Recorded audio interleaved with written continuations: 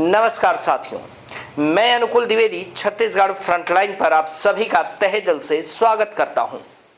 छत्तीसगढ़ में विधानसभा चुनाव को अब कुछ ही समय शेष रह गए हैं। इतने कम समय अंतराल के बावजूद कांग्रेस पार्टी के अंदर एक अस्थायी मंतव्य स्पष्ट दिखाई दे रहा है।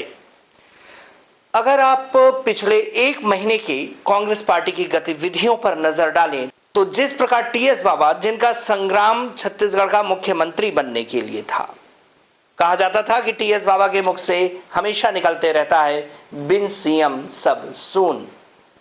4.5 साल उन्होंने जहां अपने मुख्यमंत्री पद को प्राप्त करने का संघर्ष किया, वहीं अंतिम के 5 से 6 माह पहले उन्हें उप मुख्यमंत्री का दर्जा दिया गया। कांग्रेस पार्टी के अंदर अस्थायित्व का ये एक बड़ा उदाहरण था। वहीं बामुश्किल अभी 48 घंटे ही बीते होंगे कि कांग्रेस पार्टी के अंदर आला कमान के द्वारा 3 महत्वपूर्ण पदों के दायित्वों में परिवर्तन हमें देखने को मिला, जहां सबसे पहले छत्तीसगढ़ प्रदेश कांग्रेस कमेटी के अध्यक्ष मोहन मरकाम को उनके पद से हटाया गया और इसके बाद दीपक बैज को छत्तीसगढ़ प्रदेश कांग्रेस कमेटी के अध्यक्ष का दायित्व दिया जाता है। अब मोहन मरकाम को, जो कोंडागांव से विधानसभा में विधायक भी हैं, अब मोहन मरकाम को जब इस पद से हटाया गया तो इस स्थिति के डैमेज कंट्रोल के लिए मोहन मरकाम को कोई पद तो देना था। तो दूसरे दिन डॉक्टर प्रेमसाय सिंह टेकाम, जो कि वर्तमान शिक्षा मंत्री थे, उनका त्यागपत्र ले लिया गया और मोहन मरकाम को डॉक्टर प्रेमसाय सिंह टेकाम की जगह छत्तीसगढ़ का वर्तमान शिक्षा मंत्री नियुक्त किया गया। वहीं हम देखें, जब प्रेमसाय सिंह टेकाम की स्थिति ये हुई कि जब पत्रकारों और जनता का ये प्रश्न शासन के आगे उठा कि आखिर ये इन महत्वपूर्ण दायित्वों का परिवर्तन चुनाव से 3 से 4 माह पहले ही क्यों किया जा रहा है, जबकि ऐसे दायित्वों का परिवर्तन करना एक अनौचित्यपूर्ण कार्य है अगर हम देखें तो किसी राज्य में सत्तारूढ़ पार्टी के द्वारा।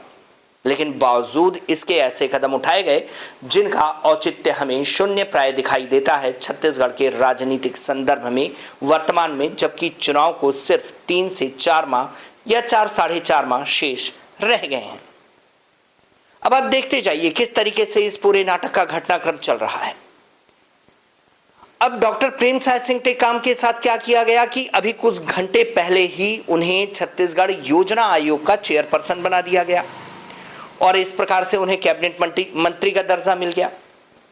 बात ठीक है, आपने इस प्रकार के दायित्वों का परिवर्तन किया, लेकिन जो सबसे बड़ी बात ये उठती है कि जब एक सत्तारूढ़ पार्टी, जिसके जीतने की संभावना आगामी चुनाव में भी हर राजनीतिक भविष्यवक्ता के मुख से यही बात निकल रही है कि छत्तीसगढ़ में कांग्रेस को अगला कार्यकाल मिलना सुनिश्चित है, ऐसी दशा में इस प्रकार का निर्णय कांग्रेस आलाकमान के द्वारा क्यों लिया गया। देखिए, छत्तीसगढ़ में भूपेश और टीएस के बीच जिस प्रकार 36 के आंकड़े इन 2 गुटों के बीच लगे हुए हैं, इससे हर कोई वाकिफ है। छत्तीसगढ़ की सारी जनता जानती है कि किस प्रकार से छत्तीसगढ़ में मुख्यमंत्री भूपेश बघेल के द्वारा टीएस सिंह के हितों को अनदेखा किया गया और जहां 2.5 वर्ष का कार्यकाल दोनों के लिए सुनिश्चित किया गया था, वहां सिर्फ और सिर्फ भूपेश बघेल ने ही पूरे मुख्यमंत्रित्व के काल का उपभोग स्वयं किया। अब आप समझ सकते हैं कि भूपेश बघेल ने किस प्रकार राजनीतिक नियंत्रण अपने हाथ में कसा हुआ है। लेकिन राजनीतिक शक्ति आपके हाथ में कितनी भी ज्यादा क्यों ना हो, आप जनभावना और लोक प्रतिनिधियों के विचारों को दरकिनार नहीं कर सकते। फलतः 6 महीने पहले ही सही टीएस बाबा को भूपेश बघेल को उप मुख्यमंत्री घोषित करना पड़ा। हालांकि ये भी एक कौरम ही है, खानापूर्ति ही है, क्योंकि उप मुख्यमंत्री का पद भारतीय संविधान में कहीं भी वर्णित नहीं है। ये एक बेताज बादशाह है।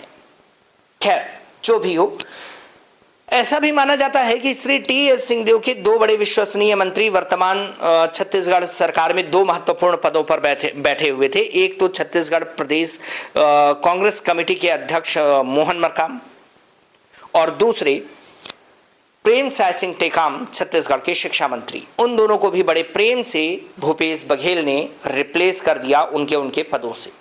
बहरहाल इस निर्णय पर अन्य राजनीतिक कार्यकर्ताओं का, जो भी पॉलिटिकल फिगर्स हैं सरगुजा जिले में, उनकी क्या मान्यताएं हैं, आइए हम जानते हैं छत्तीसगढ़ फ्रंटलाइन के कैमरे पर। अभी जबकि विधानसभा चुनाव छत्तीसगढ़ में सिर पर पड़े हुए हैं और इस समय कांग्रेस पार्टी के द्वारा जिस तरीके से अपने प्रदेश कांग्रेस कमेटी और शिक्षा मंत्री के दायित्व को परिवर्तित किया गया है, तो इसे आप किस दृष्टिकोण से देखते हैं? आपका नजरिया क्या है कांग्रेस के इस राजनीतिक कदम पर? सबसे पहले तो आपके चैनल को मैं धन्यवाद देता हूं कि इस संवेदनशील और त्वरित जो अभी बहुत बड़ी घटना हुई है उस पर आपने मुझसे बातचीत की। रही बात ये कांग्रेस में अभी प्रदेश अध्यक्ष और एक मंत्री को हटाकर एक मंत्री को आज शपथ दिलाई गई, ये मामला तो कांग्रेस का आंतरिक है, मगर इससे एक राजनीतिक संदेश जाता है और राजनीतिक संदेश ये जाता है कि कांग्रेस में आंतरिक कलह कितनी ज़बरदस्त है। मोहन मरकाम जी को जब प्रदेश अध्यक्ष से हटाया गया 2 दिन पहले, तो ये इस बात का प्रमाण है कि गुटबाजी चरम पे आ गई है।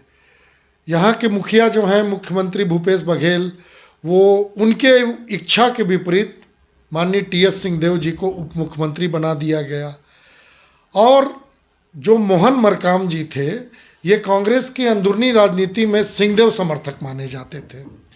तब भूपेश बघेल ने भी इस बात को प्रतिष्ठा का प्रश्न बना लिया, तो उन्होंने अपने समर्थक बस्तर से जो सांसद हैं दीपक बैज, उनको इस उप मुख्यमंत्री बनने के परिप्रेक्ष्य में हम तो बदलाव स्वरूप बोलेंगे कि इन्होंने मोहन मरकाम को हटवाकर और दीपक बैज को प्रदेश अध्यक्ष बनवाया। इस सरगुजा संभाग से 3 मंत्रियों का प्रतिनिधित्व हटाकर एक आदिवासी मंत्री को, जो गौड़ समुदाय से आते हैं, जिनकी सबसे ज़्यादा बहुलता इस सरगुजा संभाग में अनुसूचित जनजाति में है, हटा देना अपने आप में ये संदेश जाता है कि आदिवासी वर्ग का अपमान किया गया और सरगुजा संभाग के आदिवासी वर्ग के लोगों का अपमान किया गया।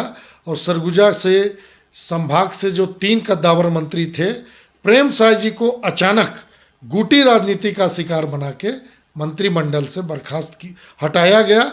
मैं इस बात को कांग्रेस की अंदरूनी राजनीति को सड़क पे पाता हूँ। देखिए, मैं ये मानता हूँ कि अब कांग्रेस के लोगों को ये एहसास हो गया है कि हमने 5 साल सही ढंग से सरकार को नहीं चलाया है और छत्तीसगढ़ के हर क्षेत्र से अब इनके खिलाफ आवाज़ें उठनी चालू हुई आम जनता के बीच से। जिस ढंग से भ्रष्टाचार हुआ है, जिस प्रकार से नदियों से बालू को निकाला गया है, पूरे प्रदेश के लोग जान रहे हैं। मतलब पहाड़ों का स्वरूप बदल दिया गया है, विकास कार्य जहाँ के तहाँ ठप हो गए हैं। मतलब कहने का तात्पर्य मेरा है कि 5 साल इन्होंने, पौने 5 साल लगभग प्रदेश को जिस ढंग से चलाना चाहिए था उस ढंग से इन्होंने नहीं चलाया। बजटीय व्यवस्था ठीक से नहीं रखी, विकास कार्यों के लिए किसी भी डिपार्टमेंट में पैसे नहीं थे, तो विकास कार्य कहीं ना कहीं अवरुद्ध रहा। इससे आम आदमी प्रभावित हुआ, क्योंकि खाद के लिए, बीज के लिए जब आप राजस्व सेक्टर में जाएंगे तो जो पटवारी हैं, नए तहसीलदार हैं, एसडीएम हैं, इनसे बहुत परेशान हैं लोग, आम आदमी परेशान है। तो अब जब इनके पास संदेश आने लगा कि भाई ये तो बहुत दिक्कत वाली स्थिति है, और कुछ इनके संगठन के लोग भी नाराज़ थे क्योंकि बड़े वरिष्ठ नेता जीते हुए थे और वो किनारे लाइन में पड़े हुए थे। तो कुल मिलाकर के ये जो अभी इनका जो प्रयास है ये मिथ्या प्रयास है, इससे कोई लाभ नहीं मिलने वाला है। देखिए, कांग्रेस पार्टी और छत्तीसगढ़ का भूपेश सरकार, ये दोनों मिलकर के आदिवासियों के साथ एक खिलवाड़ कर रहे हैं। जिस प्रकार मुख्यमंत्री जी भूपेश जी लट्टू हाथ में नचाते हैं, उस तरीके का, उसी प्रकार का आदिवासियों को लट्टू के खेल में नचा रहे हैं। आज देखिए, एक प्रदेश अध्यक्ष को हटा करके मंत्री का पद दिए हैं और मंत्री को हटा करके घर में बैठा दिए हैं। कब? मात्र 3 महीना बचा है चुनाव। अगर ऐसा परिवर्तन करना था तो साल 6 महीना पहले कर देते। अभी मंत्री बनाए हैं, क्या काम करेंगे वो? और मंत्री को हटा दिए हैं तो कौन सा बड़ी फायदा हो गया। प्रदेश अध्यक्ष नए बनाए हैं, ये ठीक है। आदिवासी को हटा करके आदिवासी को बनाए हैं, आदिवासी मंत्री को हटा करके आदिवासी मंत्री बनाए हैं। तो केवल आदिवासियों के साथ ऐसा खेल क्यों हो रहा है? आदिवासियों के साथ इस तरीके का व्यवहार क्यों हो रहा है? तो आपने देखा कि किस प्रकार 48 घंटे के अंदर छत्तीसगढ़ की विधानसभा में हुए दायित्व परिवर्तन का एक नाटकीय क्रम, और जाना विभिन्न राजनीतिज्ञों के इस घटनाक्रम पर विचार।